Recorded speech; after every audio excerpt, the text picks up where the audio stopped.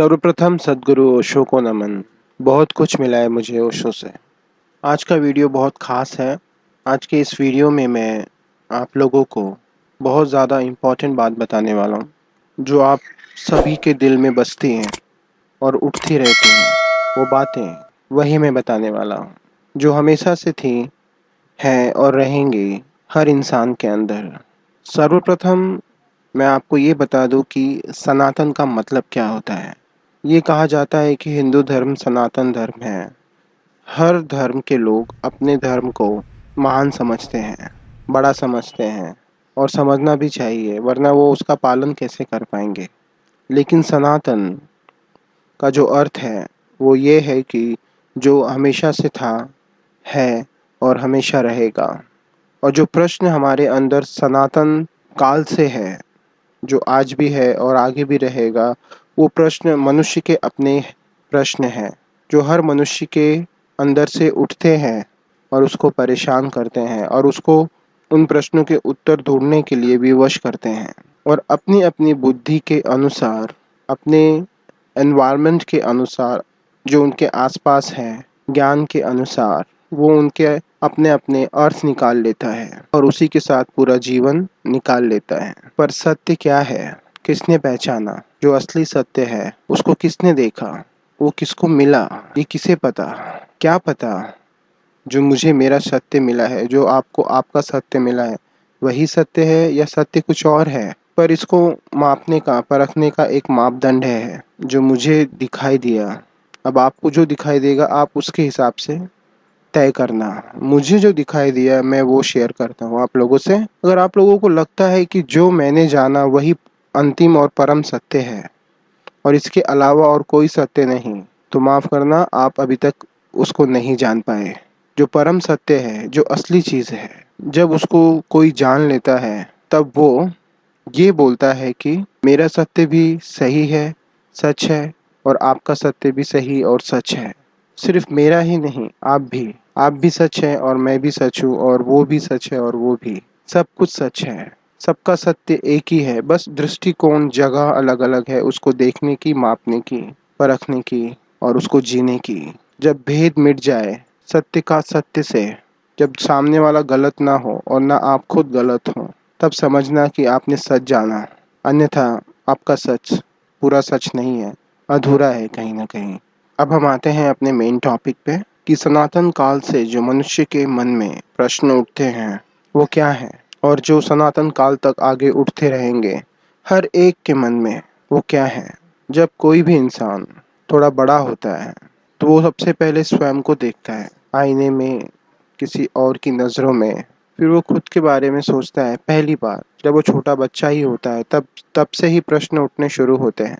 तब वो पूछता है कि मैं कौन हूँ? तो उसको माँ ये जवाब देती है कि तू मेरा बेटा है, मेरी बेटी है।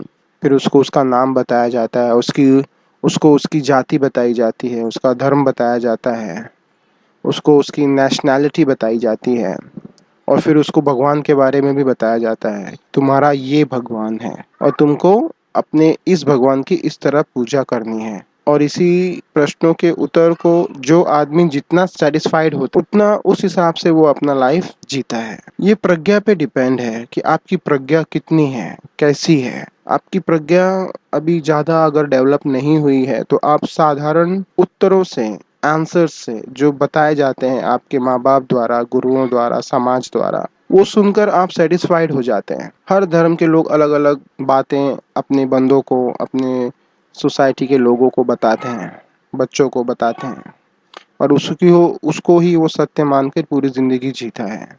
उसी को सत्य मानकर वो खुद को सही मानता है और दूसरों को गलत मानता है। ये प्रज्ञा की कमी के कारण होता है। अगर प्रज्ञा आपकी स्ट्रॉन्ग है, बड़ी है, तो आप उन प्रश्नों के उत्तर पर, उन प्रश्नों के जो उत्तर मिलते हैं आपको, उनके ऊपर भी प्रश्न करते हैं। अगर ऐसा है तो ऐसा क्यों नहीं? जैसे कि जब मैं बचपन में, मेरे घर वाले मुझे बोलते थे कि जाओ नमाज़ पढ़ लो, मस्जिद में जाओ। तो मैं जब स्टार्टिंग में जाता था नमाज़ पढ़ने, टोपी लगा के सर पे बहुत अच्छे से, तो मुझे बहुत खुशी होती थी कि मैं कुछ अच्छा काम करने जा रहा हूँ, बड़ा काम करने जा रहा हूँ। और फिर बीच में ही मंदिर पड़ता है हमारे यहाँ पर, गणेश मंदिर, तो वहाँ पे घंटियाँ बजती रहती थीं तो मैं सोचता था कि अगर वो ऊपर वाला वहाँ मस्जिद में मिलता है तो ये लोग यहाँ घंटी क्यों बजा रहे हैं, यहाँ पूजा क्यों कर रहे हैं, उनको भी तो नमाज पढ़ना चाहिए।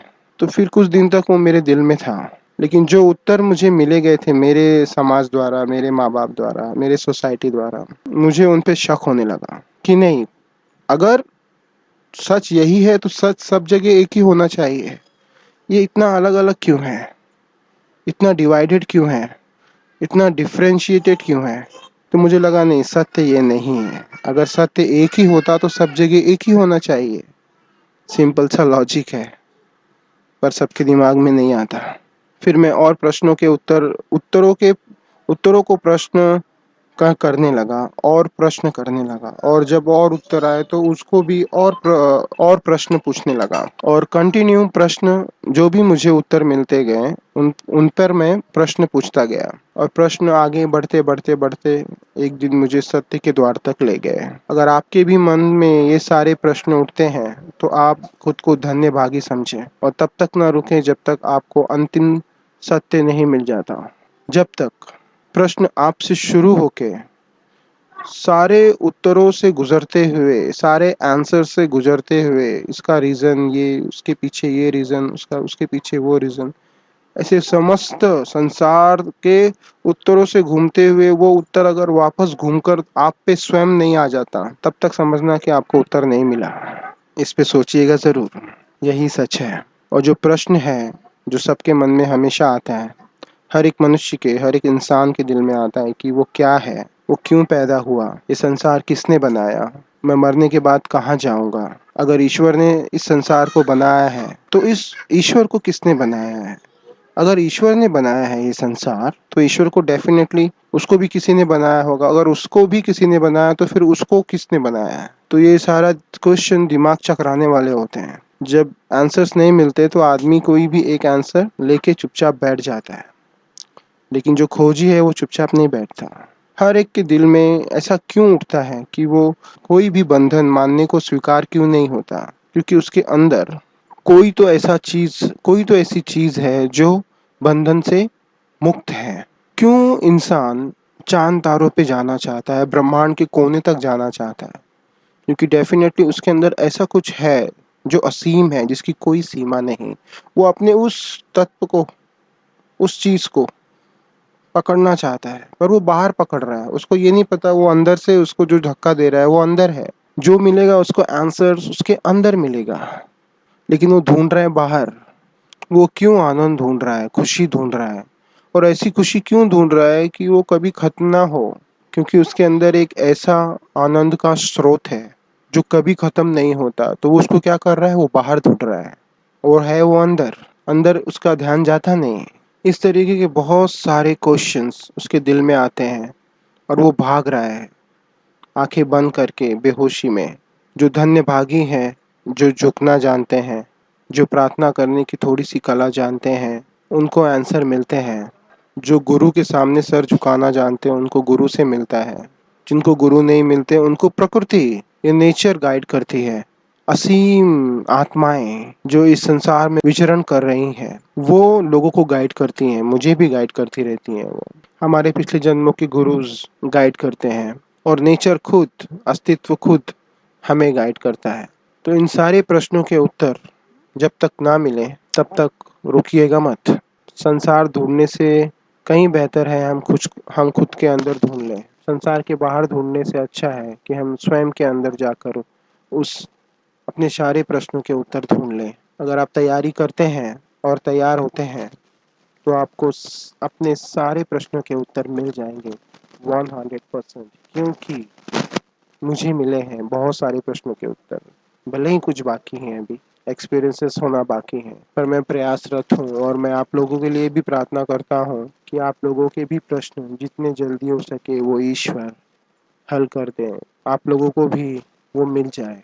इसी के साथ ये आज का ये वीडियो मैं यहीं पे ख़त्म करता हूँ। आपके कोई भी प्रश्न हो इस वीडियो से रिलेटेड, कमेंट बॉक्स में पूछिए मुझसे, या बताइए क्या रह गया, या कुछ भी जो आप कहना चाहते हैं कमेंट बॉक्स में लिखिए। और हाँ, ये सब्सक्राइब ज़रूर कीजिए और बेल आइकन भी ज़रूर दबाइए ताकि आने वाली कोई भी इम्पोर्टेंट वीडियो आपसे मिस ना हो। आज के इस वीडियो में इतना ही। Thank you.